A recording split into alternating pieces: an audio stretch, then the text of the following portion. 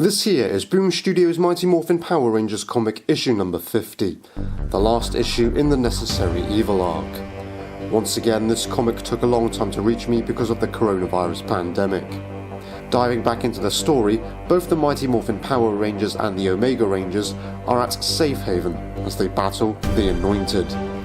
The Mighty Morphin team take on Dane, while the Omega Rangers take on Garrison Vox. The Omega Rangers are in trouble as Jason Zord is the only Omega Zord standing.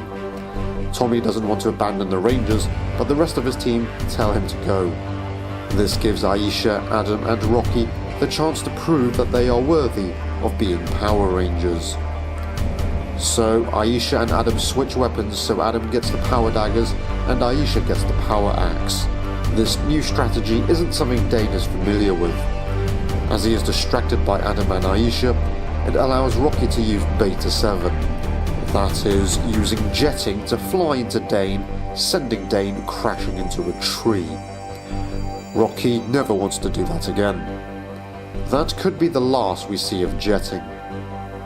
Kimberly and Billy are impressed by Beta 7, and this time, it's something that they can learn from the new Rangers.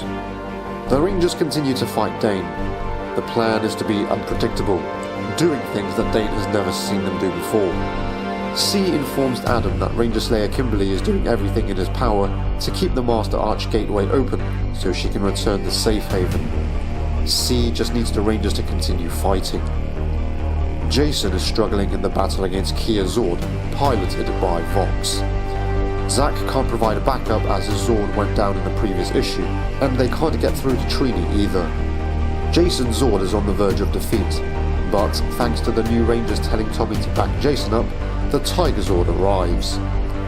So now the battle shifts away from Jason and Vox to Tommy and Vox. Jason wants Tommy to use his Zord to take Archon and the others away, but Vox says there's nowhere for them to go, because if the Rangers go to Earth, that's where the Anointed will go next. The Tigerzord begins attacking Vox, but even the Tigerzord is no match for Kia Zord. Jason then informs Tommy that the Omega Zords were designed naturally to adapt with any Zord. So Tommy and Jason decide to join forces and bring their Zords together to create the all-new Red Tigerzord. Yes, once again, we see a new Zord combination in Boom Studios comics. They really are running wild with all these new mecha designs and combinations. Anyway, Vox isn't scared and continues the battle. Due to the combined power, the Red Tigerzord uses the Red Tiger Claw, Red Tiger Strike, and Red Tiger Blade to tear apart Kia Zord, thus bringing Vox down. It's not over though, as the Empowered start flying towards the Red Tigerzord. They swarm the Red Tigerzord and overload the power cells. Not even the Red Tigerzord can withstand the attack. But then, a familiar glove appears, and there's an energy spike as the Empowered crash to the ground. It's Ari and Remy, the Solar Rangers from beyond the grid. The Solarix is shining like it's never shone before, because of the monstrous amount of Morphin energy it absorbed. The Anointed lose their powers, so they are no longer empowered. Turned out Ranger Slayer Kimberly travelled to Ari's universe to seek her help to sever the Anointed's connection to the Morphin grid. This is the first time the Omega Rangers and the Mighty Morphin Power Rangers see the Solar Rangers. And already Jason considers them friends. Dane is now given a choice. The Anointed have basically been defeated, so the Rangers say he can surrender, or they can show him what Beta 8 through 10 look like. Kia calls Dane for help, but instead he gives up, telling Kia she's on her own now, as he teleports away from the battle. This leaves Trini to deal with Kia alone. Kia expected Trini to offer her one last chance to stop what she's doing, but Trini tells her that she's done with that. She just wants to fight. And so the two of them put their helmets back on. Next, we see Lord Zed has been released. It was Dane who released him, and he did so as a way of returning the favour. After all, it was Zed who freed Dane in the first place. They part ways, and that's probably the last we'll see of Dane. After Trini and Kia put their helmets back on, they're battling it out as we see them going at it with everything they've got. Neither of them are holding back, and even though Kia is no longer directly connected to the Morphin grid, she's still quite strong as an Omega Ranger. Just not strong enough to beat Trini. We'll see Trini disarming Kia, and then she tells her that Kia talks a lot when she's scared.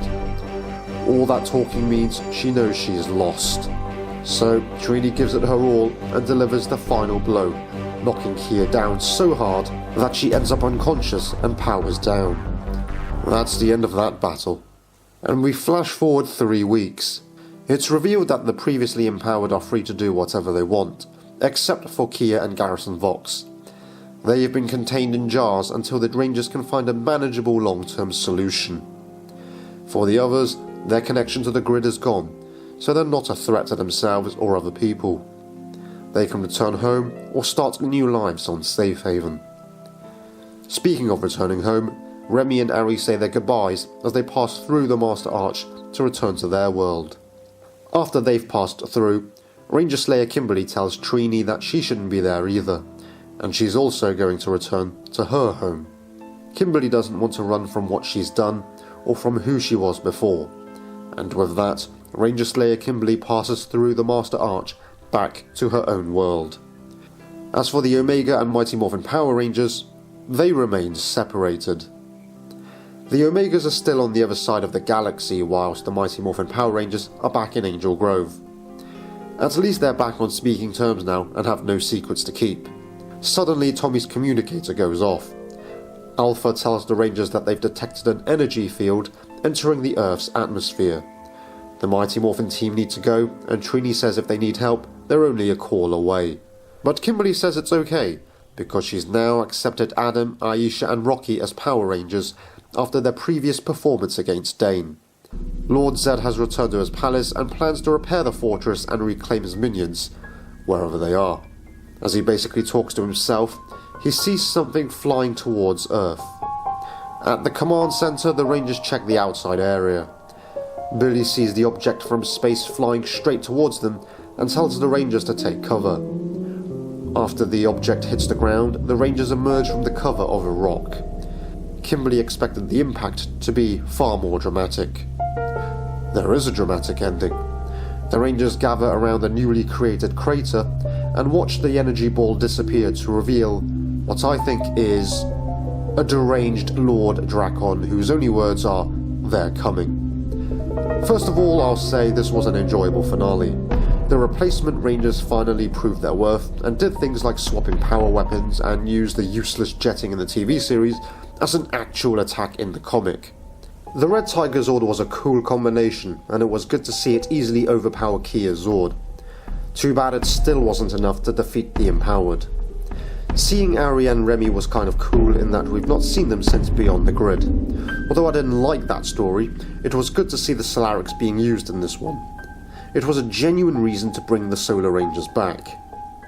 The Omega Rangers choosing to stay on the other side of the galaxy was a bit surprising. I thought with their mission over they'd return to Earth and give up their Omega powers. They still had their morphers at the end, so I guess they're still the Omega Rangers. The emissary didn't return, so I guess he's gone for good. Does the Master Arch do anything else, or does it just allow people to traverse dimensions? It seemed all it was good for was for Ranger Slayer Kimberly to seek out her friends from Beyond the Grid and allow her to return home. I wish Zack had more to do, but I guess most of his contributions were in the previous issue.